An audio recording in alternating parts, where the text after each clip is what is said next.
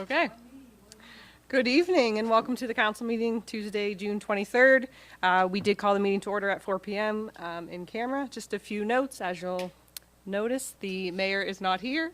He sends his regrets. He's not feeling well.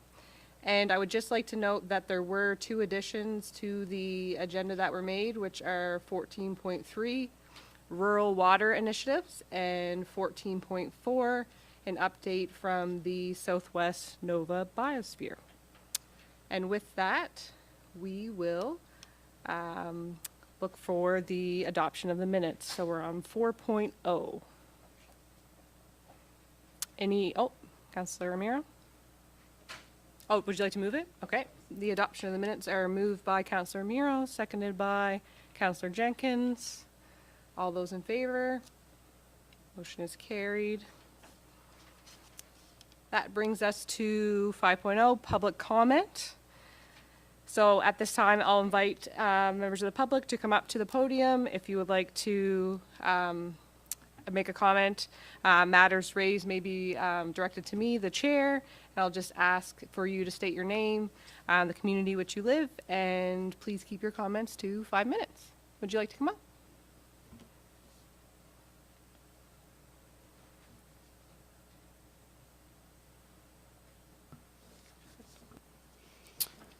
Evening. My name is Easton. I have had the honor to be a part of the Astor Academy Theater Camps and Clubs. Here at the Astor, we believe everyone deserves a spotlight, a voice, and a place to express themselves. Which brings our Astor Academy Theater group, Spotlight Guild. In April, I got together with Lori and Kyle Smythe and a fantastic group of inspiring youth performers after catching their previous Spotlight Guild performance, and then there were none left unbroken. We decided to kick it back a few decades and do our own little spin of The Tempest by Shakespeare, turning it into a piratey version. Trust me, you don't need to know the original Tempest inside out to enjoy our version, The Pirate's Tempest, as our amazing group of actors have you covered with their emotion, dedication, and bonds with their fellow friends on stage. From the start, everyone clicked, attached themselves to the characters in the story, and had a blast. It's bittersweet to see not only hard work, but everyone walking away with a smile. It's been a joy to see how much work this group has truly put in. Also, I must give a huge shout out to our set designers, Ann Swim and her son Vincent Swim, Kyle Smythe and Kevin Jihu, who have been working super hard on our set and props. As well as a huge shout out to our director, Lori Smythe. I could not have worked this show without them. Also, to the parents for signing up their talented performers and driving to rehearsals. If you happen to have space in your calendar, we are exactly what you're looking for on a Sunday night with your family. Showing up truly does matter and helps support our artists. The show is Sunday, June 28th at 6:30, admission by donation. Let's fill in the seats, fetch ourselves a famous Astor Theater popcorn, kick back and enjoy a night full of youth theater. Thank you for your time. Thanks very much for that update, and I hope to make that. So thanks for sharing everything about the theater, and good luck with your play. Okay. I'm going to take a wild guess that perhaps that's the only speaker this evening. Okay. I won't call again as we're limited in the audience here. So moving on, that takes us to staff reports. So up first is the wall remediation at Queen's Place Emera Center.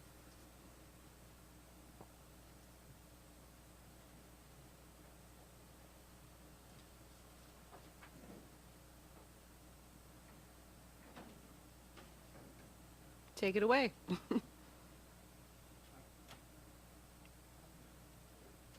There you go. There we go. Hi, my name is Patrick Hicks, new here. So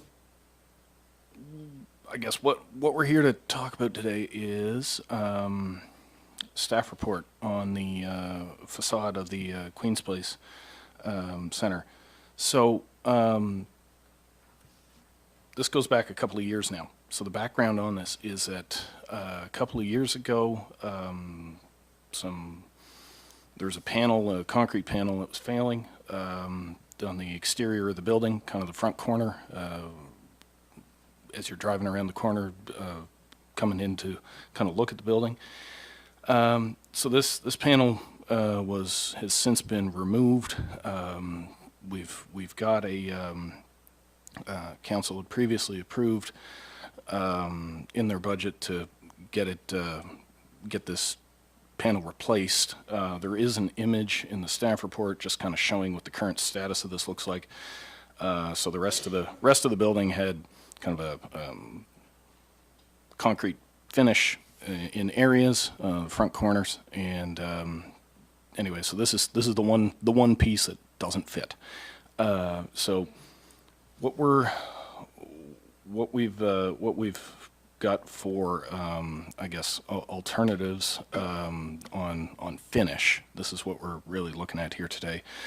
Is we have our preferred option here is the pre-finished metal siding. This will be a different finish than what had been in place. Alternatives to that is a wood siding alternative. There is some wood on the building.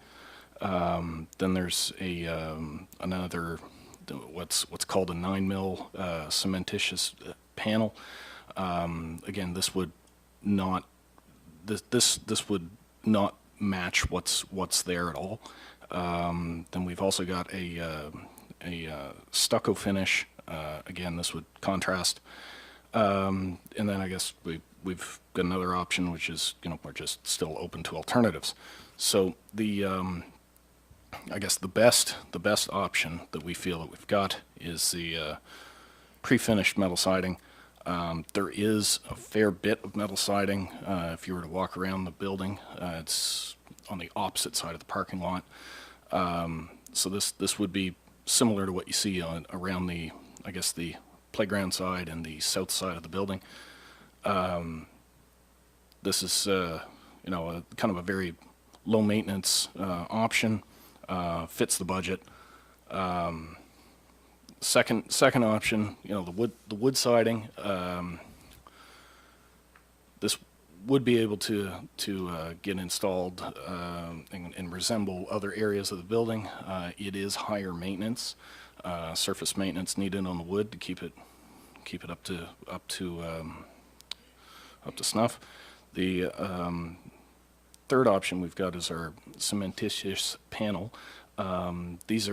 This would be in pieces, basically, large sheets that would kind of fit in place of this. It would be able to be painted similar color as what's there.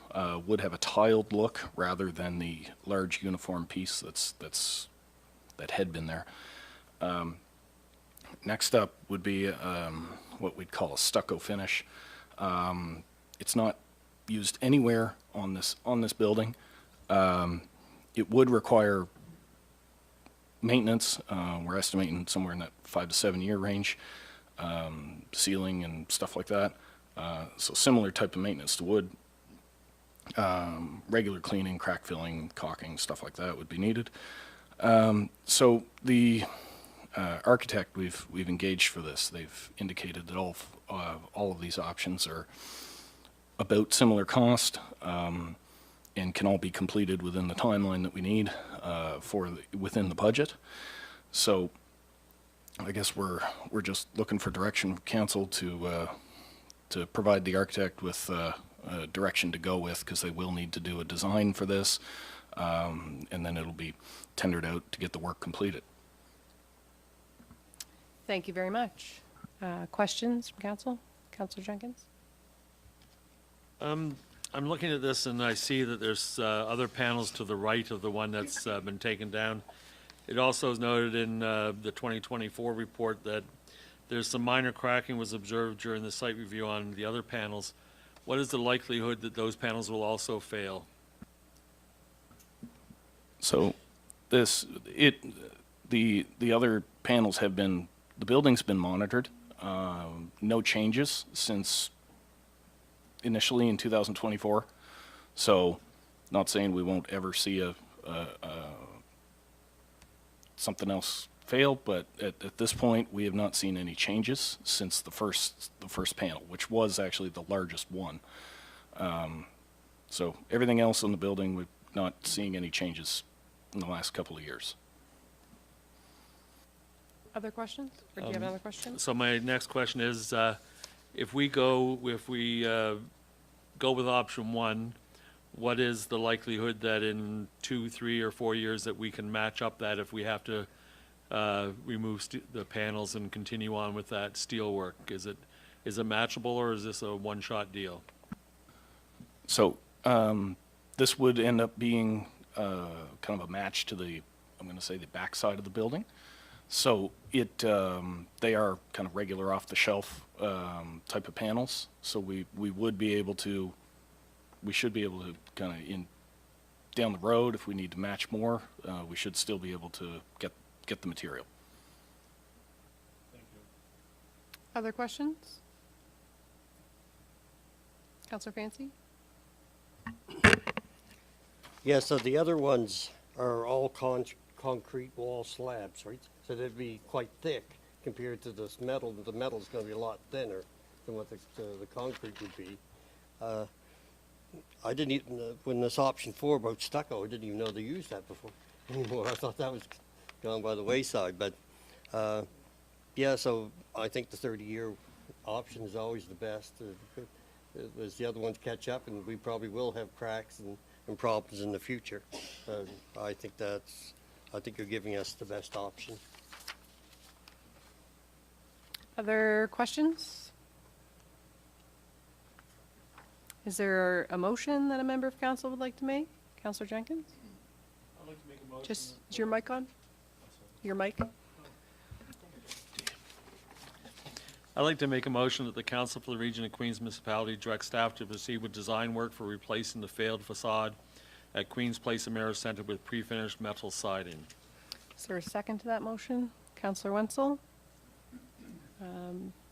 Is there anyone who would like to argue against that motion, or anyone who would like to make a comment? Seeing none, I'll ask the question. All those in favor? Motion is carried. Thank you for that. Moving on to 8.2, which is the accessible washroom, the universally designed play park. Is that you, Director Grant? Thank you. So we got a little bit of a lengthy staff report here with lots of background into where we're at today. So as council recall, at Lemilodonk Universally Designed Play Park was constructed at 32 Old Cobbs Barn Road in 2023, an agreement between Autism Nova Scotia and the Region of Queens Municipality, designed to serve all ages from 0 to 99. In October 2021, design and development began internally with a steering committee led by the CAO at the time, as well as 4 staff members. During the design and development process, the topic of change rooms and accessible washrooms was raised. It was evaluated, and it was passed on at that time, as it was determined that Queens Place was only 150 meters away, and users of the play park could venture over there to use their facilities. As a result, electrical capacity, water services were reduced to meet only the needs of the splash pad. The park opened up in July 2023, and shortly thereafter, council called a special meeting looking for an intervention to provide a facility for users of the park. Fast forward into April 2024, council asked for an update on the washroom project, and it was then added at the following meeting in the CIP at a cost of $400,000. Since that time, staff have been working off and on with other priorities, consulting with architects, contractors, prefabricators, in an attempt to try to find a feasible solution. And we are now here today to get more information from council on what they would accept as a plausible solution. So we have prepared 3 options. The first 2 are very much the same, essentially, with a fixed roof structure intended to be operated 3 seasons, similar to what we would see at Beach Meadows Playground, automatic locking doors, and fully accessible features inside with adult change tables and infant change tables. The third option would be a more cost-effective off-grid situation where it would be an enhancement from a porta potty. Would still have the change tables, but they would be mechanical, but there would be no electricity, no running water, and no sewer services. Photos are shared at the top of the next page, Steve. The finishes that we would expect to see inside the facility if we went with option 1 or 2, so low maintenance, resilient materials to support kind of low operational costs. Additionally, with options 1 and 2, with the provision of electricity at the site, an enhancement, we could add surveillance cameras to that structure for the property to help protect from vandalism. So option 1, we're looking at putting the facility as their preferred approach, putting the structure at the more southwest end of the playground. Initially, it was understood by staff that it was required to be placed between the skate park gazebo and the splash pad. This solution makes installation a lot simpler, easier to get services there, doesn't require asphalt trenching, and won't require a wastewater pump station. The second option would be the initial request to council, which was the washroom as photographed between the gazebo and the splash pad. Next one. Keep going. Right there. Good job, Steve. As mentioned, this site does require an additional 40 meters of trenching to go through the parking lot, which is a challenge with the streetlights that are also trenched in conduit there, as well as trying to get water to the site and provide wastewater pumping back to essentially the ground search and rescue building. The third option would be the waterless facility, so just a prefabricated structure similar to what was constructed in our neighbor municipality, sitting on top of a holding tank that would need to be permitted from NSECC before we could proceed, just holding waste and removing it with a vac truck as required from the site. So we have taken the budget that's provided with us and gone through the approach of each option and come up with a project estimate, with option 1 being roughly around $314,000 we expect, plus HST and contingency. The second option, about $55,000 more, and the third option just slightly over $100,000. So as mentioned, option 1 and 2 would be similar to the skate park gazebo, colors that would kind of mimic the playground to provide that low vision enhancement for guests, as well as the adult universal change table, the infant change table. Option 2 would also likely require a mini split heat pump where it'd be more prone to solar gain. We expect it to be a hot and humid environment. And option 3 would be a just basic fixed height off the grid type solution for that site. All these options fit within the budget, with the first option being the preferred one by staff. Thank you very much. I have to say these reports are really appreciated. I appreciate these reports. I know that it's a lot of staff time, excuse me, but I think it's really helpful to members of council and the public to see the different options that are presented here. So thanks for that. Questions to Director Grant, council?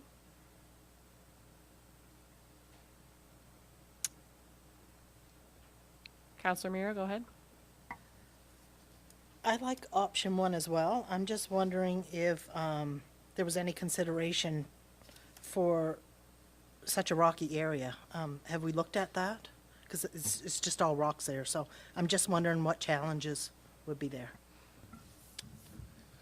So we would expect it would be similar to when we built the playground originally, a lot of rock over top of that silty ground that we could certainly work through. The facility would be, or the building would be constructed right there, and then sidewalk to the playground, so it wouldn't have any interference from an accessibility point of view. Thank you. Other questions? Councilor Carver? Hi, thank you. How many trees do we have to cut down? Haven't looked at it with that much detail. I would say there's probably 1 or 2 that would be impacted, but we would try to impact as few as possible ultimately. Just in regards to the timeline, when we look at these options, how long do you anticipate, for example, option 1 and option 2, what would those timelines look like for them to be completed? At this point, I would expect option 2 to take longer, where it requires permitting from an external agency. We would start with that to ensure that we are going to be successful with the approach. We would also have to consult with Nova Scotia Power as far as the underground trenching goes, so that could add some time to it. I wouldn't expect that would be more than 6 to 8 weeks in the kind of ultimate timeline, but it is noteworthy that it would take a little bit longer, yeah. And if council were to favor option 1, what do you, how long do you envision that that taking to be complete where residents will be able to use that washroom? We would work to have it operational for 2027. Thank you. Other questions? Counselor Jenkins? How long would it take to get option 3 up and running? So spoke with the prefabricator probably about 4 weeks ago, and at that point, they thought they could deploy something within 6 weeks, which seemed pretty quick, but based on their orders at that point, that seemed reasonable. I would still say within 10 to 12 weeks at today's date would be likely, which is shortly outside of probably this operational season. Are there other questions? Is there, oh, Counselor Fancy? Yeah, the one thing I do like about option 1 is it's going down Cobb's Road, and it takes it away from the skate park, and it takes it away from the splash pad, so anybody with autism and the noise bothers them in any way, it would keep them so they may not get scared or whatever it may be. I like that. I like that part of it. Sorry, did you have a question or? Okay, no problem. I just don't want to miss you. Just wondering if there's potential motion that a member of council would like to put forward at this time. Councilor Roy? Sorry. I'd like to move that the Council for the Region of Queens Municipality direct staff to proceed with an accessible washroom facility adjacent to the playground at the LT Miltomac, that's why you didn't want to do this, Vicki, universally designed play park operating during daylight hours between April and October annually. Motion on the floor. Is there a second to that motion? Seconded by Councilor Miro. Councilor Roy, would you like to speak to that, being the mover of the motion? I think it's great. I think option 1 is the best. I mean, this is a universally designed playground. You've got the splash pad, all ages. All ages are using that. All ages will need to use the washroom. They're going to have caregivers with them. They need the space. They need the facilities. I think it's great. Thank you. Thanks for that. Is there someone else who would like to make a comment? Councilor Miro, go ahead. I also note that we received a grant, Build Community Strong Fund grant, to cover completely option 1. Thank you. Thanks for that. Is there another member of council who would like to perhaps argue against that? I'm hearing there's 2 in favor of that motion. Councilor Wenzel, would you like to speak to this? Just to Councilor Romero's point, I don't see anything in here that convinces me that this is being covered by a grant. Just to clarify, Councilor Wenzel, if you go down further, there is just trying to find it here, on page 47 of 65, there's an update on the grant applications. And the first one on the list, on page 47, is the Build Community Strong Fund, accessible washroom, grant value $425,810. And that has been approved, so those funds can be completely covered. Is there anyone else who would like to take Councilor Carver? Yeah. I actually thought I was going to go for option 3 because the province uses them all, like, in Carter's Beach, and that's what they use, and there's nothing wrong with them. But since I saw that we do have the money, I think we should go with it. I mean, it's easier for the cleaners as well when they go to clean it, to have water and, right? So I'm all for number 1. Thanks for your comment. Director Grant, in regards to the infrastructure that's at Beach Meadows Beach, is it correct that washroom is only open seasonally, or is it open all year round? No, that facility there is open 365 days a year, but it's closed in the evenings and through to the morning hours. I think just basically daylight hours every day.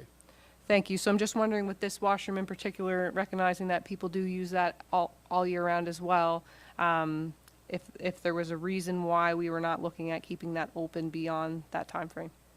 Yeah, certainly. So it would just require the addition of heat for the facility and insulating it for the winter seasons. Our understanding of staff is that the function was for a change room for the splash pad and washrooms for the splash pad, not necessarily a washroom facility for the playground itself. So if that's something council like added, it's just a matter of letting us know. Counselor Jenkins? I'm just curious, looking at the anticipated operating cost, what is classed as average in dollar value? So average, just meaning average amongst the kind of the three facilities that we have, or three options that we have there, not average on any financial scale, just not a noteworthy amount. Not as it relates to the topic, no.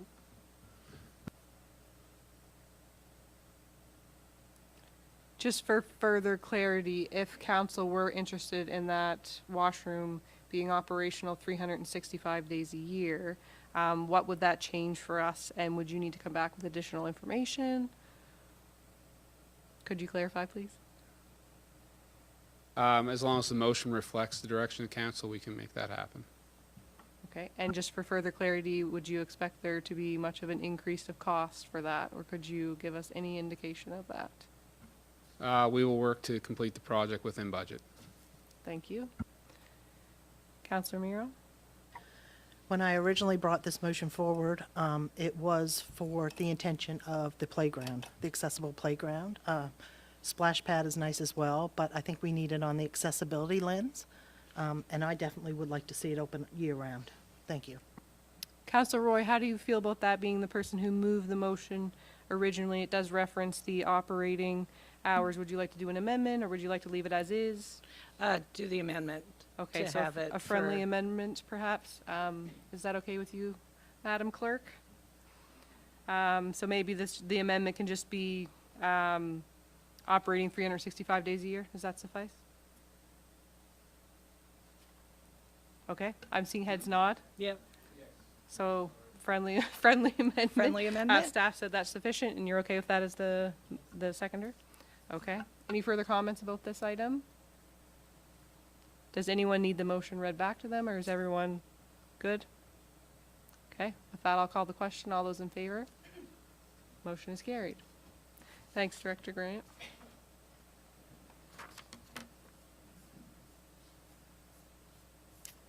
Moving right along to 8.3. Hello. Good evening, Mayor and Council. You will note that I am not Director McLeod. The hairline is quite different. I'm happy to pinch hit tonight for Director McLeod, who is at the planning review engagement session that's taking place. So for Council's background, we have an application that has been submitted to the Land Use Department, which requests the naming of a new private road off Highway 3 in Somerville Center as Flat Rocks Lane. The name is acceptable to the Land Use Department under the region's policy respecting the naming and renaming of roads, as this road name currently does not exist elsewhere in Queens County. So, with that having been said, Council has two options for consideration. The recommended option is that Council approve the naming of the new private road in Somerville Center as Flat Rocks Lane. Alternatively, Council may direct that the applicant choose another name for that new private road. The context map and application are enclosed in the staff report for your reference, and I'm happy to attempt to answer any questions that you may have on this particular subject. Better look out then. Council, do you have any questions for Mr. Hurdle? We deal with these fairly frequently. I think they're pretty straightforward. If there's no questions, is there someone who would like to make a motion, perhaps? Councilor Jenkins? I'd like to make a motion that the Council for the Region of Queens Municipality approve the naming of a new private road off Highway 3 in Somerville Center as Flat Rocks Lane. Is there a seconder to that motion? Councilor Roy? Any comments from council? Seeing none, all those in favor? Motion is carried. Thank you, Mr. Hurdle. That takes us to 8.4, which is the medical waste collection. Just waiting for staff to join us.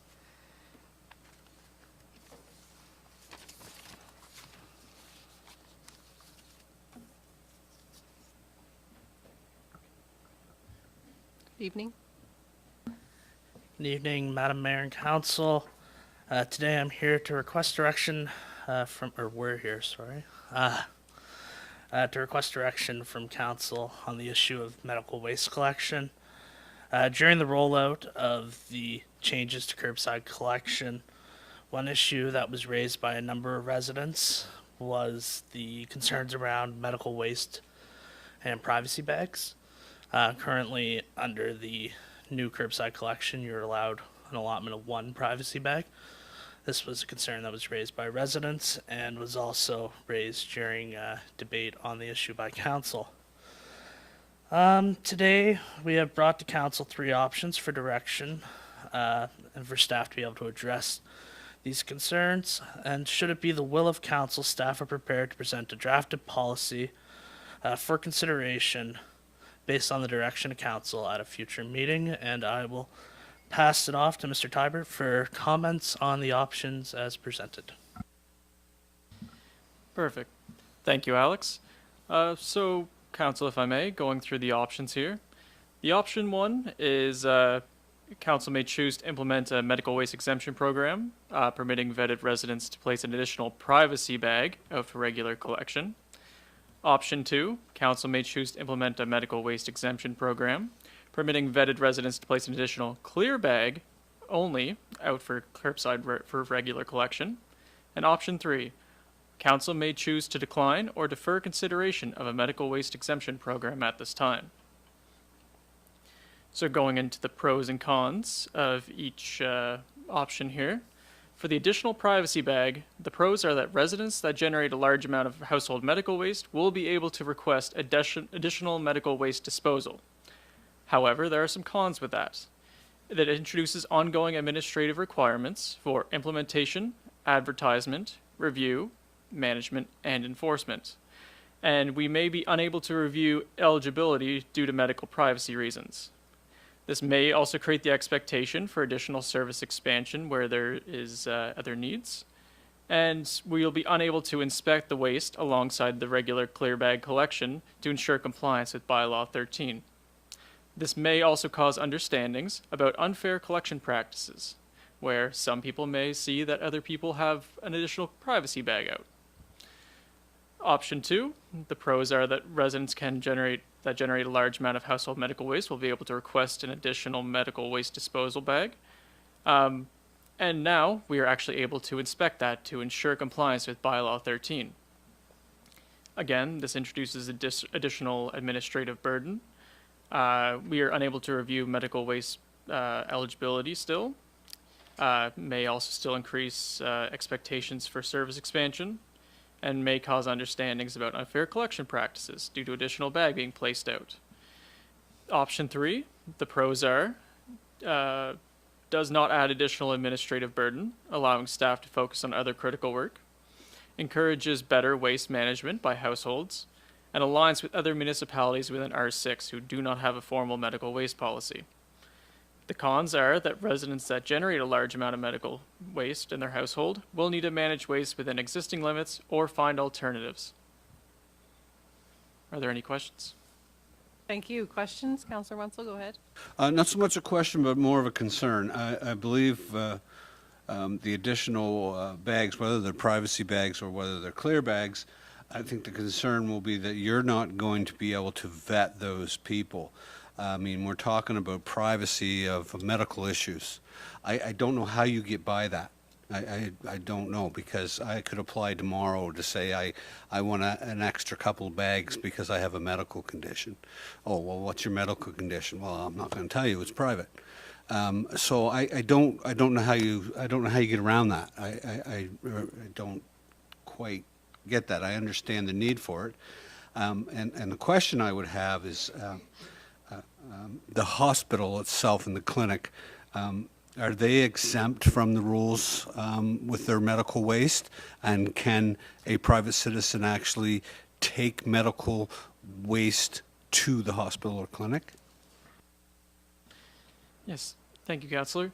As far as I'm aware, medical waste in general, depending on the extent or which classification it falls under, so there's a bunch of different classifications for medical waste.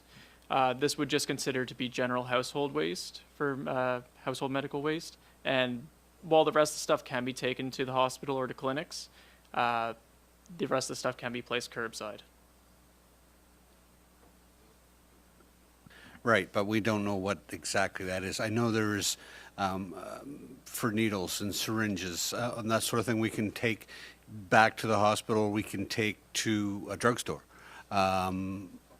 Medical narcotics or drugs can be taken back to the drugstore. So, I mean, what medical waste are we zeroing in on here? Or If I may, I think my understanding of this item and the concerns from residents are more so about like adult diapers and things like that. So there are some residents who can't meet that requirement of one black privacy bag. This concern came up because you can have 6 garbage bags, one of them black, the other 5 have to be clear, and some of it is that people are uncomfortable with their neighbors seeing adult diapers or things like that. It's just a sensitive topic, and I correct me if I'm wrong, but I think this is kind of where that's going. It's not for, those items that you mentioned that can be disposed of in other ways.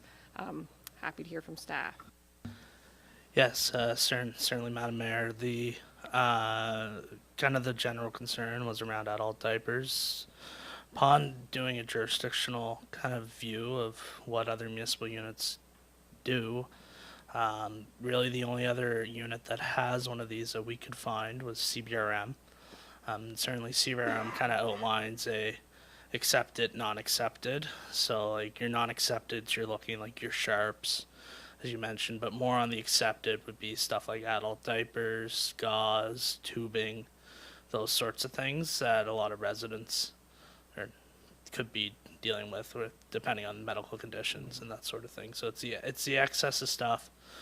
Really, in the complaints or the concerns that were raised are the excess of stuff that you might not want your neighbor to see that you have out there. Of course, sharps, medication, biohazards, that type of thing would be. There's other waste protocols for that, and that's set out by the province. Thank you. Other questions? Councillor Jenkins? Should our garbage collectors be handling biohazard waste like bandages and whatnot? Is that actually safe?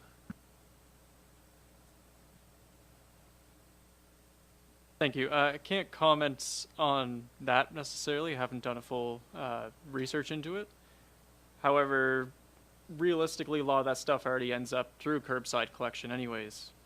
So I would assume.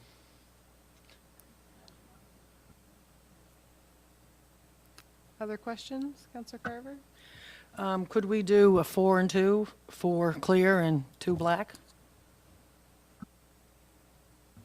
Yeah, under the, and maybe I'll get Blake to chime in under the logistical side, but currently what CBRM does is additional allotment of the privacy bag, so it is additional to the number of bags that are allowed for curbside. I don't have that number right off the top of my head on how many they allot for curbside, but certainly from a policy perspective, that would be one way to limit the allotment. You could add multiple black bags or privacy bags and go that route. If I could chime in really quick, a solution that has kind of been working in place so far and is generally used elsewhere is people just use garbage cans. So if they have privacy concerns, that makes sure that only the collector is able to inspect it, make sure that it's something that's acceptable, and there's no confusion, and hopefully keeps it protected from the animals as well. Just for clarity, so you only found this in CBRM. I tried to do a dive on this too and couldn't really find anything. I think it's a good idea because I have heard from residents that are they're uncomfortable about that. One black bag's not a lot. Just wondering, are other municipalities who don't have this in place, are they allowing for more privacy bags than what we're currently allowing for? That's one question I have. And then the other question would be if council were in favor of implementing something for this, Would you do it by like a sticker system so that our garbage collectors would know that it's medical, that, you know, it's exempt, and also people aren't just seeing an abundance of black bags pop up and think that they can too put more out? Like, how would we navigate that? Thank you for the question. So to address the stickers right away, there's generally a few ways to differentiate those bags. You can use stickers, you can use a separate colored garbage can. Those have been used kind of roughly in Region 6 to kind of as an informal policy. Sorry, can you repeat the other initial question?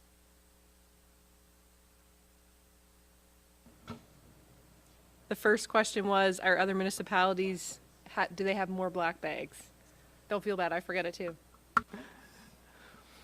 No. So, based on preliminary research, there was a staff report by HRM in 2018. They found that they didn't actually need any additional bags or privacy bags, that the current system actually worked without any medical waste exemption. Questions from council? Councilor Mayor? Did the residents you speak to feel that one additional black bag would work, or were they thinking more black bags? Thank you. I'm not sure. I haven't talked to the person individually. That was done through my coordinator, so I can't speak for any of the details. Other questions? Councilor Russell, go ahead. I have a comment. I'm going to swing back to vetting. How do we, if we were to say we're allowing an extra black bag, I don't know how we vet to say who's allowed and who's not without just saying, okay, we're all going to be allowed 2 black bags now. I don't see any other way. How are you going to vet?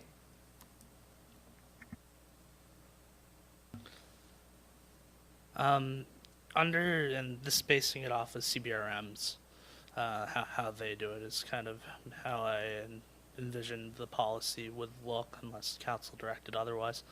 And under theirs, when you apply for the program, you have I want to say it was either 6 or 8 week kind of period where your garbage that you place out is assessed by CBRM. So there is an additional staffing cost to that, as the staff are going out to your residents and collecting your garbage and taking it back and assessing to make sure that what you are putting out is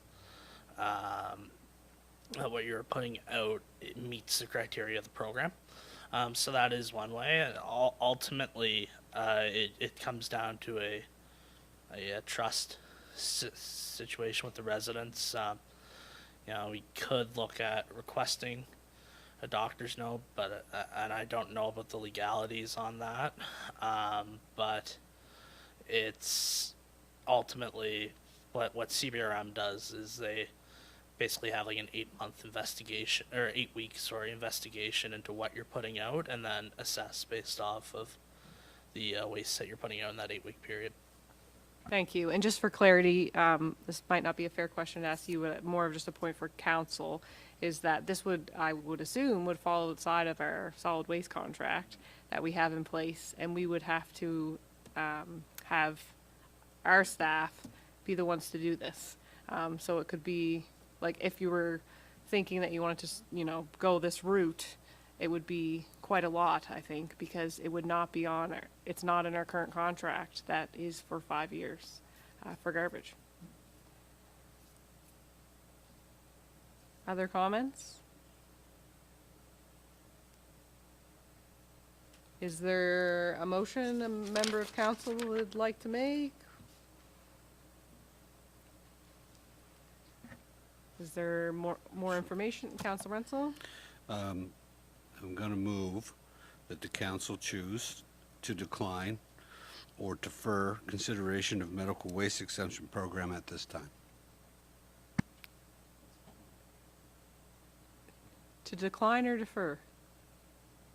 Are you, just for clarity, are you looking for this to come back at a future date, or you're just saying right now you're not wishing to implement anything, so to to decline, basically to keep status quo of what we currently have.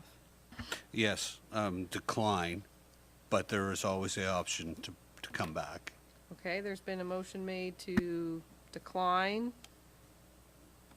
Is there a second to that motion? Counselor Jenkins has seconded that. As a mover, would you like to comment on that motion? No, I think I've said all I can Okay. say. Other members of council? Counselor Fancy, go ahead. Not quite fully understanding the motion, but I'm just thinking that we're saying we're not going to change what we have at this time, but we would come back with more information, like if we found that other municipalities were doing something different or whatever, that we could come back and revisit this. So just for clarity, there's a motion on the floor to not move forward with a medical exemption. There's no direction given to staff to come back with any additional information. So if this motion were to be supported, it would not move forward in any way unless a member of council gave notice at a future date that they would like to talk about this again and give direction to staff if they were looking for any kind of comparisons or anything like that. So the motion on the floor is to decline a medical waste exemption program at this time. Yeah, go ahead.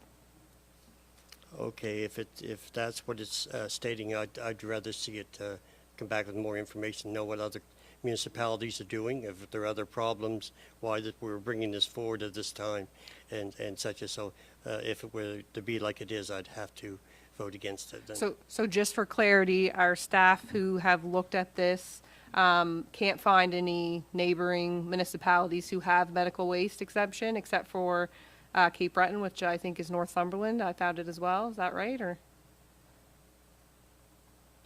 Not sure. It doesn't matter. That's okay.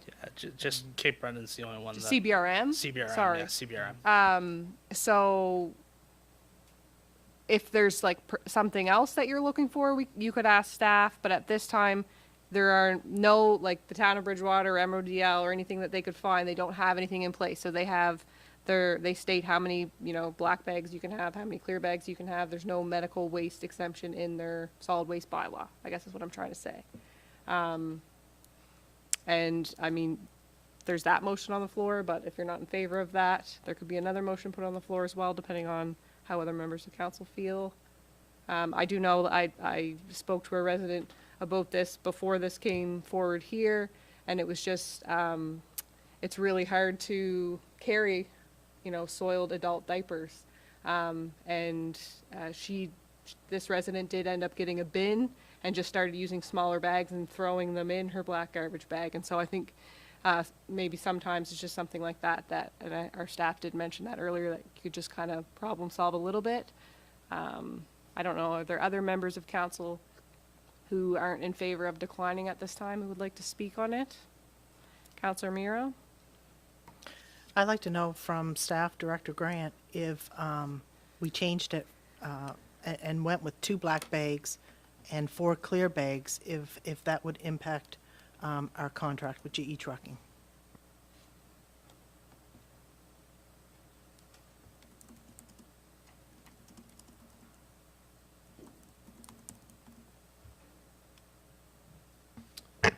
So the language in the contract stipulates that the collector must execute the work that's in the bylaw. So if we were to look at making changes to their service, we would have to go through a bylaw review and update that accordingly for the service we're looking to provide.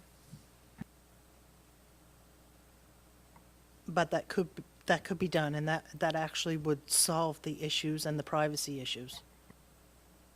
Yes, that's one potential solution. So for clarity, any change that's made has to be negotiated with our garbage collector. Yeah, I'd have to speak to the solicitor to get additional advice, but right now, the work that they're required to perform is what is in the bylaw as far as the collection parameters on what can be put out curbside. Add an additional burden to that could Right. materially change the contract and warrant additional compensation. But if we were to keep the garbage bags at 6 and allow for 2 black garbage bags, if you had a medical exempt, like if you had a sticker, would that change the scope? Would that still change the scope? Do you think that would? I can get some more information on that and come back at a later date. Okay. Council, any other comments before I call the question on the motion that's on the floor, which is to decline?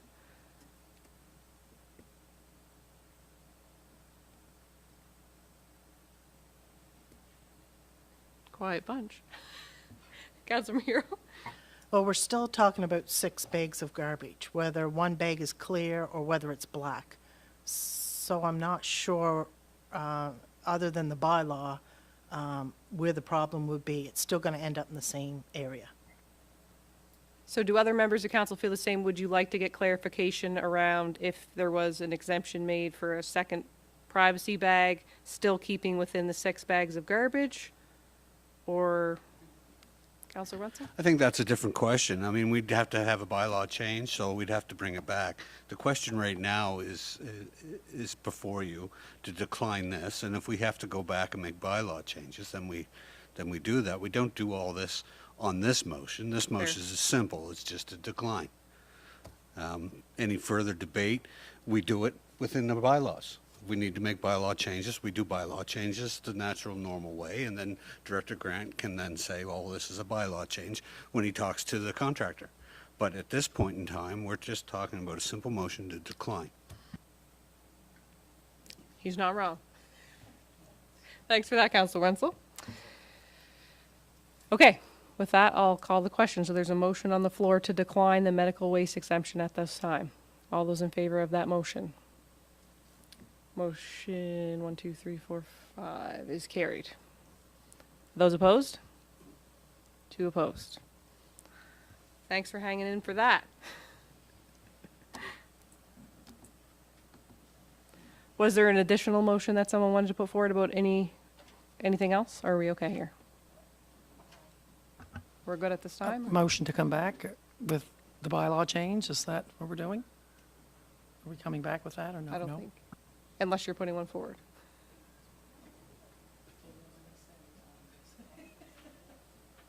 We could also, like, you could work with staff to, if you want to pull something for a future meeting, if you're uncertain, that could be done as well. CAO Thorpe? Thank you, Madam Mayor. So just to clarify for council's awareness as well, so at this point, the motion has been carried to decline any discussion of a medical waste or any action as far as medical waste. If council wishes to table another motion, so if council's interested to explore further this idea of changing the bylaw or updating the bylaw or discussing with our contractor, level of service, all those types of things, it would be most suitable for a member of council to make that specific motion. At this point, staff will go away and we won't take any action. So wanting to be sure that if council would like staff to take some additional steps, please be sure to speak up so you're not disappointed in future waiting for information that's not coming. Thank you, CAO. Councilor Carver? Yeah, so here we go. Well, I'd like for staff to come back with a report on the bylaw, change the bylaw, or maybe not change it, have a look at the bylaw, I guess, and to talk to GE and anything else? Anybody else was that? With 6 bags, 2 black and 4 clear, and So if I'm understanding correctly, you're looking for information to see if the current 6 bags could look a little bit different without increasing the amount for potential exemptions for medical waste? Does that sound right to staff? Okay. Is there a second to that motion? Councilor Romero, second that motion. Any comments on that motion? I'll call the question. All those in favor of that motion? Opposed? Motion is carried. Thank you.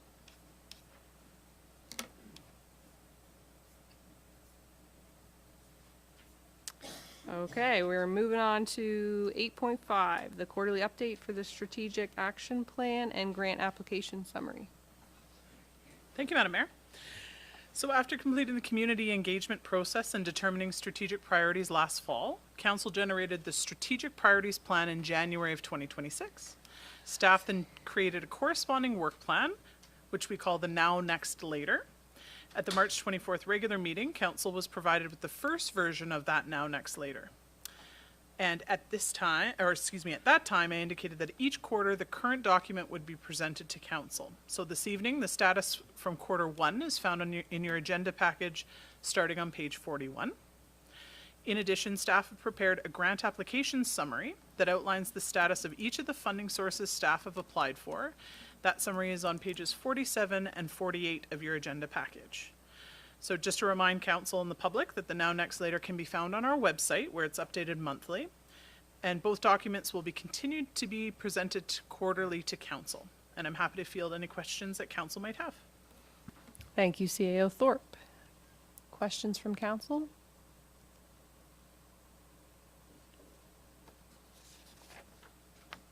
We might be letting you off the hook. No questions? Comments? There is a motion for this, if a member of council would like to make that motion. Does anyone need help? Okay, Councillor Jenkins? I'd like to make a motion that the council. You're gonna need to put your mic on. I would like to make a motion that the Council for the Region of Queens Municipality receive the report titled Quarterly Update Strategic Action Plan and Grant Application Summary for information. Seconded by Councillor Carver. No further comments, I'm assuming, or, oh, Councillor Fancy? It is a little bit complicated. But with the project, when I look at South Shore Regional Airport and the priority goals, 1.2, 1.3, so that shows you a priority of from what to what. When it says 1.2 to 1, is that means that it's coming up? It's a low priority? It's medium?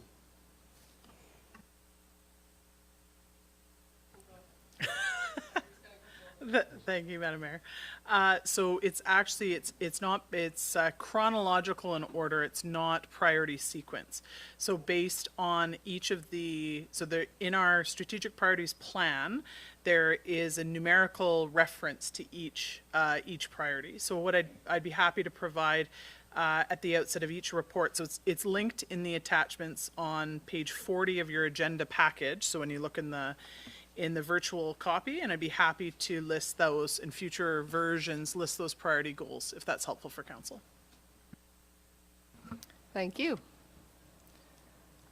Was there any further comments before I call the question? All those in favor of the motion on the floor? Motion is carried. That takes us to, is everyone doing okay? Do you need a brief few minutes? Are we, yeah, okay, we'll take a 5-minute recess back at 6:35, please.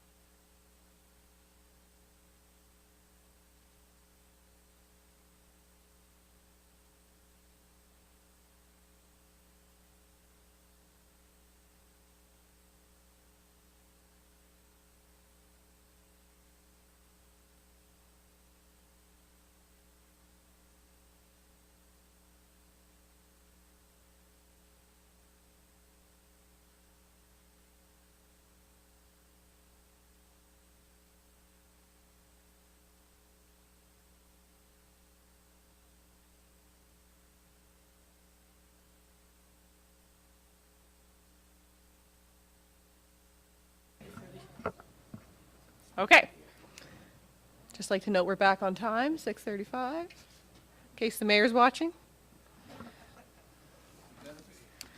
Okay, so we are at 9.1, the second reading of bylaw number 27 for private road maintenance fees. Mr. Wilson, take it away. Good evening, Madam Mayor and Council. Back again. Hope you guys don't get sick of me by the end of this. Today I am pleased to bring bylaw 27 back to Council for second reading. It is at this time that the staff recommendations that Council gives bylaw 27 second reading to allow for the legislative process to proceed and provide associations with sufficient time to prepare for potential implementation in the 27-28 fiscal year. It should be noted that the motion from last council meeting to extend the notice of termination from 6 months to 12 months has been updated within the bylaw. That's all I've got for you. Thank you very much. I know there were lots of questions before when we originally put this out for the first reading. Just wondering if there's any comments or questions from council members at this time. Council Mayor? Sorry, but I wasn't here for the first reading of this. I was ill. So I'm just on page 57 of 65. It says 67% of landowners within the proposed charge area. I'm just wondering, it says written evidence of support from at least 67% of landowners in the proposed charge area. How do the guy already stated that was here that they did not know all of the people in the area. The invoices were not issued because people move in, move out, and new people move in. So how are they going to get there as far as their 67%? Is what I'm trying to say. Absolutely. So I assume we're looking primarily at the association, not at the small community applicant. But for the association, there's a couple different ways to showcase that support. So one is by notice of annual general meeting and then passing a resolution at the AGM. At the resolution of the AGM, you need to have 2/3 support that are in the room, and you have to exhaust efforts to notify every resident within the area of the that it's going to be a referendum, or not a referendum, but a resolution at the AGM.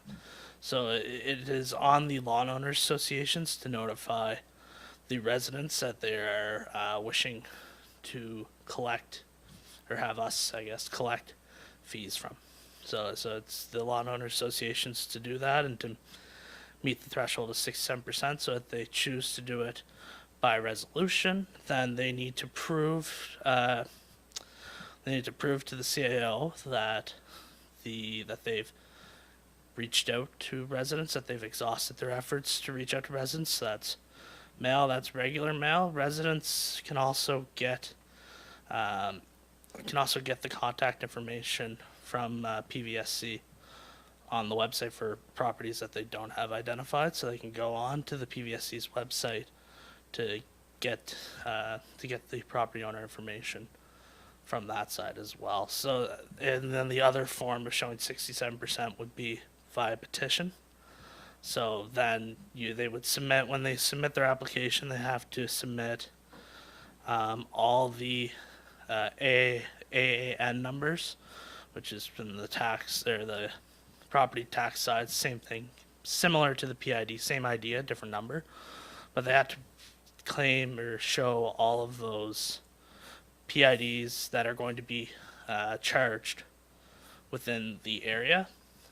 So then we would have a number of how many residents are. So if the petition has 100 signatures and there's 300 properties in the charge area, then it would be sufficient to say that they do not have 67%, whereas if it had 80 signatures and there was 100 properties within, then we could reasonably say that they have 2/3 2/3 support, or 67% support.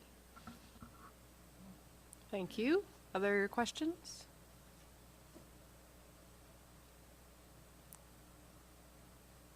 Councilor Mayor, did you have any other questions, recognizing that you weren't here for the first reading?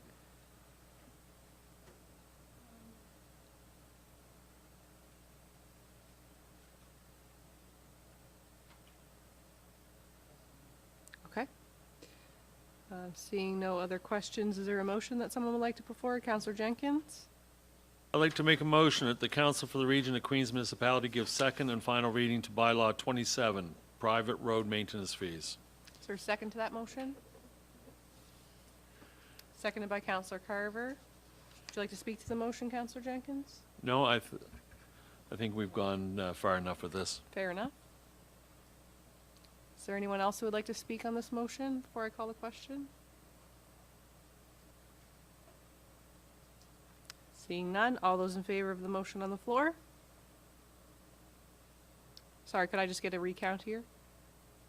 1, 2, 3, 4 in favor, and those opposed? 3 opposed, motion is carried.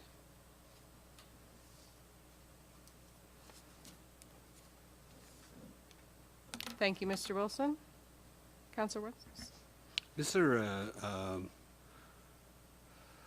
a number threshold when it comes to a bylaw like this? Do we need 2/3 majority, Madam Clerk, or is simple majority fine?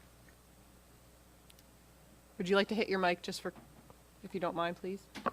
Majority. Thank you. Okay. Moving on, there is no correspondence for action or correspondence for information. There is a motion that came from the in-camera session regarding an easement with Nova Scotia Power. Just looking for a member of council to put that forward.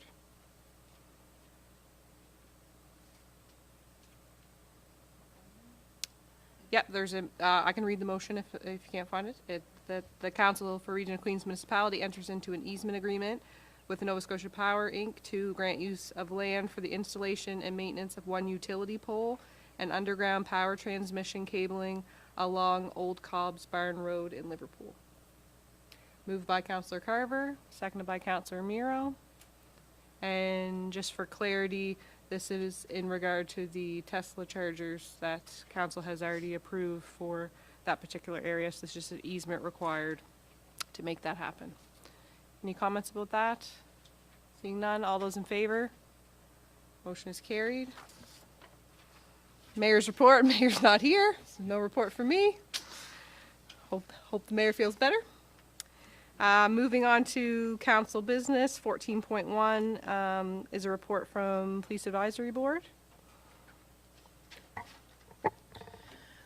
Mayor Christian and I received a letter from the Privateer Farmers and Artisans Market that arose from their recent AGM. They brought forward safety concerns regarding the speeding issues that have been occurring on Henry Hensey Drive during their markets. It was discussed at the last Police Advisory Board meeting. I did not make that. I was ill, so I'm just wondering if Mayor Charlton would speak on that, please. You bet. So that letter was a part of the correspondence for Police Advisory Board meeting. We did discuss with the Staff Sergeant Fournette about the possibility of just having some RCMP present kind of in those hours of the market just because of the speeding concerns. I did walk through there on Saturday and did notice police presence. So I think they are trying to do that as they can. I did mention at the police board meeting that there's a traffic study. I'm not sure at what point it's progressing, but traffic calming study for the town of Liverpool, if you recall. And so I think obviously Henry Hensey is in the town of Liverpool. I think it would include that, but members of the Police Advisory Board did prepare a motion to be brought forward for council consideration just to make sure that that particular area was included in the traffic calming study that council did support in the budget. Sure.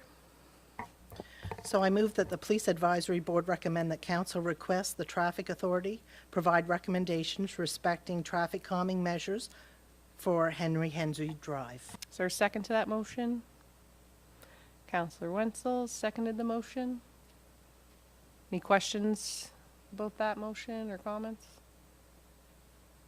Seeing none, I'll call the question. All those in favor of that motion? Motion is carried. Moving on to 14.2, which is Accessibility Advisory Committee report. Counselor Roy. Thank you. On May the 25th, the Accessibility Advisory Committee met to discuss a number of ongoing accessibility initiatives and projects throughout the municipality, including the Pine Grove Park Accessibility Project, the committee terms of reference, a potential small grant program, and future accessibility survey opportunities. A significant portion of the meeting focused on the proposed Tesla supercharger installation at Queen's Place Americenter. The committee received an overview of the project and discussed correspondence received from a resident who raised concerns regarding the location of the charging stations adjacent to the universally designed play park. While concerns regarding parking availability were discussed, much of the conversation focused on accessibility and sensory considerations. Members acknowledged that Queen's Place is already a busy and active environment, with existing noise generated from traffic, playground activity, the splash pad, and the skate park. However, the committee also recognized that individuals with autism and other sensory processing disabilities may experience and respond to sound differently than others. Discussion focused not only on the potential volume of noise that may be generated by charging infrastructure, but also on the possibility that sound frequency or pitch could create challenges for some users of the play park. Members discussed the importance of carefully considering these accessibility impacts before forming a recommendation. Potential mitigation measures were explored, including maintaining or enhancing natural buffers between the charging stations and the play park, investigating the feasibility of berms or sound barriers, and obtaining additional technical information regarding the sound characteristics of the charging equipment. The committee also felt it was important to seek additional input from organizations with expertise in accessibility and sensory inclusion. Members agreed to reach out to Autism Nova Scotia and Inclusion Nova Scotia to gather feedback and better understand whether there may be impacts that should be considered as the project moves forward. At the conclusion of the discussion, the committee agreed that additional information would be beneficial before providing a formal recommendation regarding the proposed installation. Members indicated that the matter may return to the committee for further discussion once additional feedback and technical information have been received. The committee also reviewed several administrative matters, including its terms of reference and the possibility of establishing a small grant program similar to the Inclusion Queens Committee grant program. Members discussed how such a program could support community accessibility initiatives, adaptive recreation opportunities, and inclusion-focused projects. Finally, members discussed revisiting an accessibility survey initiative that had previously been explored through a grant opportunity. The committee expressed interest in pursuing future community engagement opportunities and potential partnerships with Inclusion Queens should funding become available. And in a follow-up to that, two of our committee members reached out, we reached out to Autism Nova Scotia, and Sally reached out to Inclusion Nova Scotia. Inclusion, they had never heard of the situation coming up before, and the Autism Nova Scotia, they said they had never run into this. They were going to reach out to other chapters in the Maritimes. Someone also noted that most of these playgrounds, parks, are in urban settings, which are noisy to begin with. This is an outside park, so, and we also discussed maybe having noise canceling headphones, whatever, at QPEC that people could borrow, return. So we're still looking into that. Thanks. Thanks very much. Great work by the Accessibility Committee. Any questions for Councillor Roy? Okay, seeing none, we'll move on to 14.3. I just wanted to add this item for brief discussion, the Rural Water Initiative with the rain barrels and the water totes. I wanted to thank our staff for the quick uptake getting this program going. The uptake from the community was, I don't think our staff quite expected it to go crazy yesterday, but it sold out as of this morning with the allocated barrels and totes. So I just wanted to bring this up to see what other members of council thought at this time, because it's my understanding there were 5 community sessions booked where we were advertising that residents would be able to come out and understand what options were available to them, that they could sign up for a rain barrel or a water tote, and there was only one of those events that took place before it completely sold out. So just wanting to flag this for members of council to see if there was any appetite for looking at potentially expanding upon that program, and perhaps seeing if there was a report to come back from our staff about potential options if council were to be in favor of something like that. So with that, I will open it up to other members of council. Councillor Miro? Just a quick question. I see we allocated 50,000. For the rain barrels, it was 13,000, which was approximately 150. The totes was 22,000, approximately 75. And we had delivery 15,000. I'm just wondering where we stand with the delivery. Is that still the current price? Are we getting free delivery? Could we use the 15,000 to expand the program and get for more rain barrels and totes? I see Deputy CAO is coming up, so I assume he has something he'd like to share, but also recognizing that we might not be able to get all the answers tonight, that might need to come back in a report from Director Henhofer, who's our Protective Services person.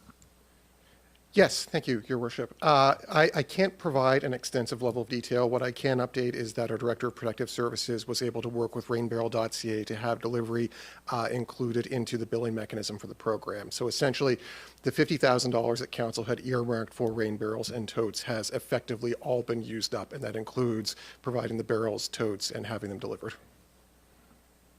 Thank you. Councillor Mira? So I'd like to make a motion at this time. I move to direct staff to come back at our July meeting with options on how we can expand our rain barrel and tote program, since we've had such uptake on it. Thank you. And just for clarity, oh, there's only one meeting in July, so never mind. That's perfect.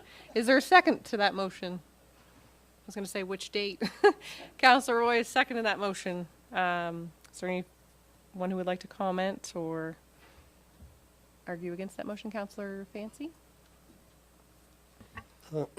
We will be reaching a limit of whatever we're going to do in the first place. So if we do expand this, are we going to put any qualifications on it? Do we want it to different areas to make sure that some areas don't get it and some do? Or do we want to look at it for people's income, or any other stipulations on this? Or we just, well, I guess that's what we put back to staff to work with. CAO Thorpe? Thank you, Madam Mayor. So, yes, if there are specifics that council would like to see as far as that criteria or thresholds for income or whatever the case might be, if council could provide this evening with any of those specifics, that way staff can ensure that the staff report in July meets council's needs.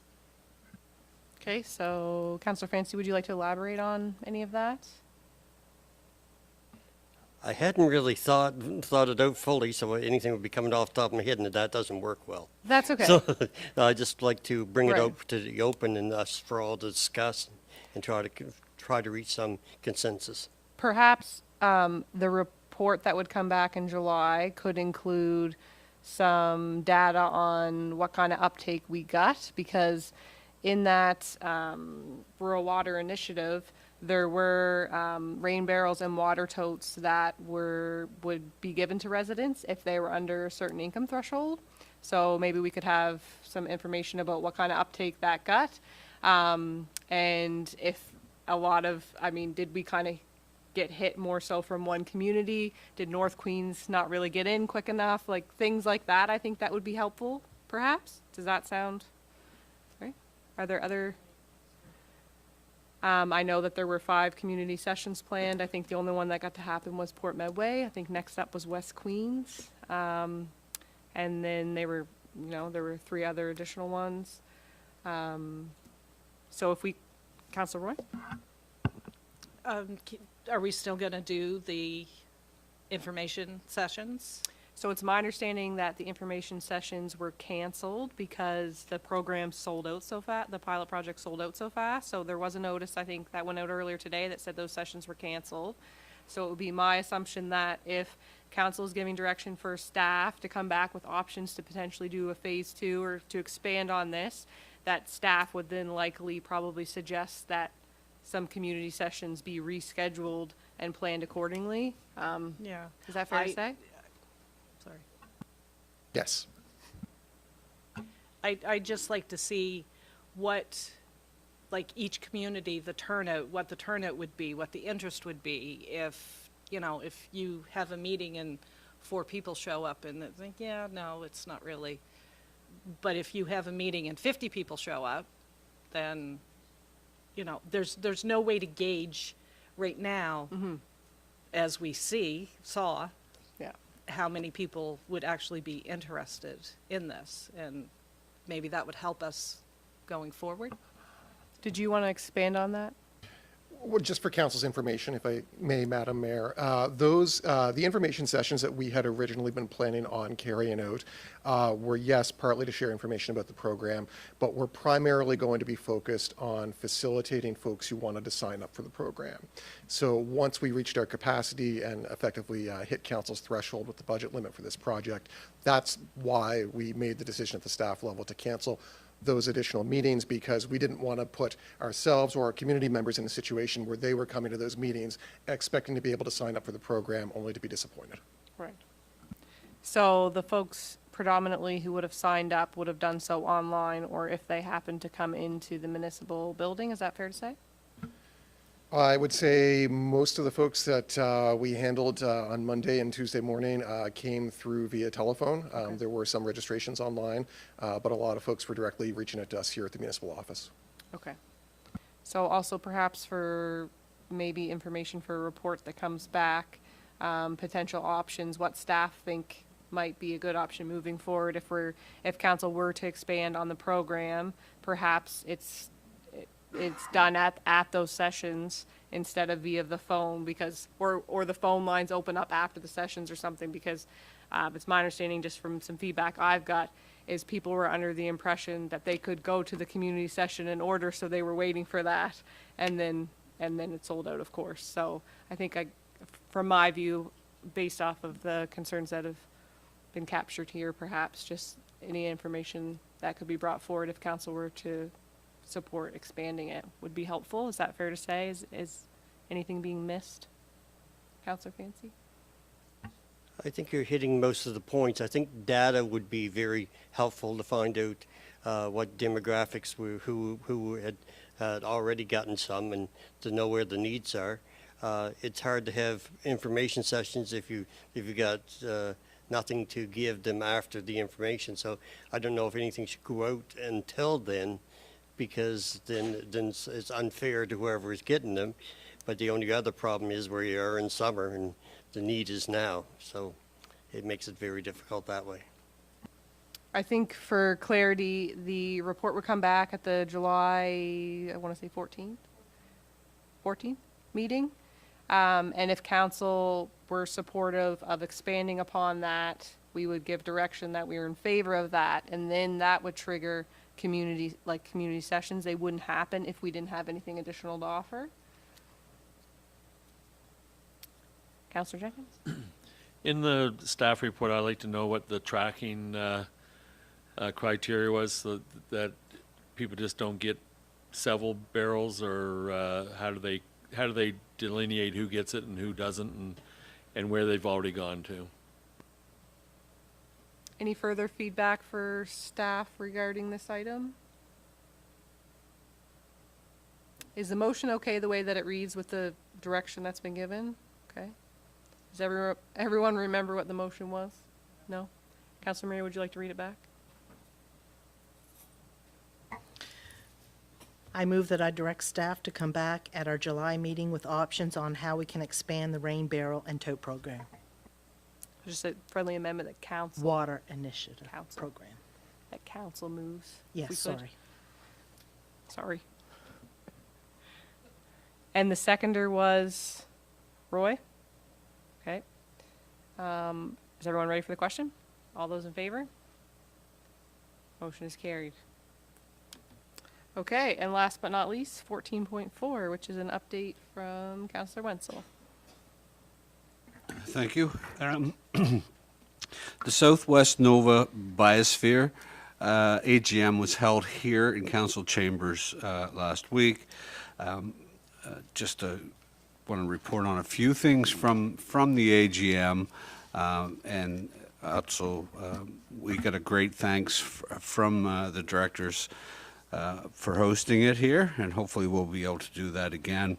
The biosphere itself, we live in a unique area in Nova Scotia, a very nice, it's recognized by UNESCO. It's a UNESCO site, and we're up for, the biosphere is up for its periodic review process, which is a long-going process, which is set by the Canadian Biosphere Region Association. So the biosphere itself, the Southwest Region Association for the Biosphere has many components. It has committees, it has boards, everything from forestry to climate change to fire emergencies, all sorts of things that deal with Crown land, which of course Crown land is part of the UNESCO Biosphere that affects Queens, Annapolis, Shelburne, Digby, Yarmouth counties. And the board is made up of different folks from different backgrounds, and a lot of people are councillors from separate regions, and I was appointed to that board by this council. Queens is a little easier to deal with because we're amalgamated. When they deal with Shelburne, they have got Shelburne, the town of Lockport, town of Shelburne, Shelburne County, Barrington Municipality, goes on and on. So they kind of like dealing with Queens because we're one. And we have the Biosphere Association itself has the same issues that a lot of boards and volunteer community groups. There's a bunch of us white, gray-haired, older gentlemen that are getting a little burnout, and we're looking to diversify, and we're hoping that we can get more interest from a younger group or first-timers that would take an interest in this. And I'm going to talk briefly just about how this deals with Queens County. Part of the projects of the Biosphere Association is the identification and acquisition of lands for conservation purposes to add to the national targets, which is a 30%. So when it comes to Queens County, this is land doesn't have to be in the biosphere. It's just for conservation. So completed for Queens. We have 3 parcels of land that belong to the Nova Scotia Working Woodlands Trust. And the Biosphere contributed $40,000 and helped purchase 350 acres of 3 pieces of land. I have the PID numbers if anybody's interested, and it is in Pleasant River. So that has been completed and now under conservation. When other properties that they've been looking at when it comes to Queens, of course, the water source for Liverpool, Brooklyn area, which has been discussed as with the biosphere as Town Lake, of course, Path Lake, and Burnaby Lake. There has been ongoing discussions. As we can remember, if we do remember, we have Path Lake, which was left to the region of Queens as a bequest, with the stipulation that it be left undeveloped and that hunting and trapping would be allowed. So we've dealt with that. So that has left Town Lake, and to get it registered as conservation approved land, which they call OECM, which I can't remember what the acronym stands for, but when it comes to us, that's recommended by the biosphere that we revisit the Town Lake area because their understanding is not sufficiently strong enough restrictions, that there is probably mining, forestry, and all kinds of things allowed there. So in the report, it says for Queens, region of Queens, and they give the PID number on Town Lake, and it says not sufficiently strong enough for OECM, waiting for the municipality to ask to move it forward. So if we ask to move it forward to have our Town Lake under conservation, then we wouldn't have to have that approved by the government, the Nova Scotia provincial government, and of course, we would have to ask our lawyers where we sit. So that's just for the record, and maybe we can revisit that. Another interesting project that I'll just touch on before I close this is the UNESCO is doing an Atlantic Canada UNESCO Tourism Corridor project. So it deals with the lands under the UNESCO biosphere. The project did receive $350,000 in funding from ACOA, and the study was funded by Destination Canada and the Canadian Commission for UNESCO. And the study has identified strengths and areas of support needed to make UNESCO sites more widely known as a tourism destination. So the corridor, from Digby down through Kedge, the Tobiatic, and right down here to Liverpool. So this is coordinated through the biosphere, of course, and all municipalities are encouraged to look at tourism experiences that are offered in their area that are environmentally friendly and sustainable, and document them so they can promote them. UNESCO and the government can promote them for your county. So it might be something we want to look into with our tourism folks. And that concludes my short report. Thanks, Councillor Wenzel. Any questions for Councillor Wenzel? Seeing none, that is our last business item. So I will call for adjournment